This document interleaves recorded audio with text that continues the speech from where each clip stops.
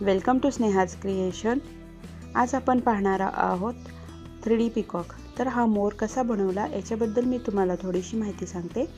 तर या मोरासाठी आपण भरपूर असे फेदर्स बनवून घेतलेले आहेत आणि मोराची बॉडी बनवून घेतलेली आहे।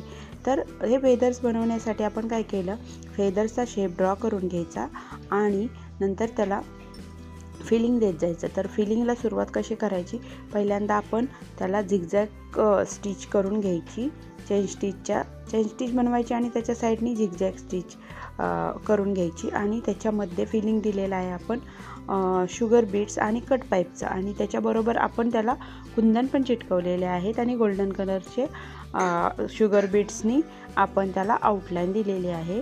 तर अशा पद्धतीने आपण सुंदर असे पेटल्स बनवून घेतलेले आहेत ते फेदर्स, आणि ते नंतर आपण कट करून घेतो।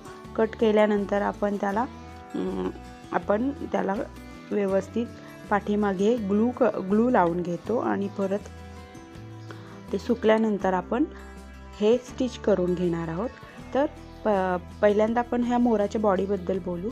तर मोराची बॉडी बनवताना मी याच्यामध्ये 2 कलरचे सिल्क थ्रेड वापरलेले आहेत आणि सिल्क थ्रेडच्या साहाय्याने मी इथे फ्रेंच नॉट देऊन मोराच्या बॉडीमध्ये फिल केलेला आहे आणि कट पाईप आणि कुंदन चिटकवलेले आहेत आणि शुगर बीट्स पण याच्यामध्ये आपण वापरलेले आहेत। तर अशा पद्धतीने मोराची बॉडी बनवलेली आहे।